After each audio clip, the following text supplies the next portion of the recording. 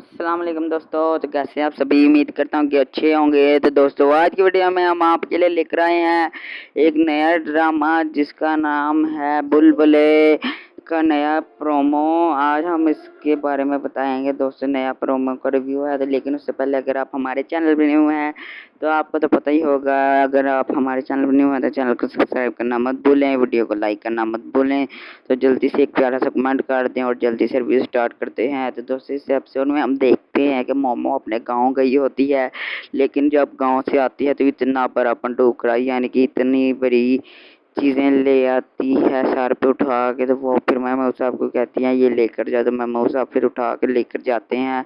तो वो फिर देखते हैं खोल कर तो उनके अंदर से एक हीरे का सेट निकलता है।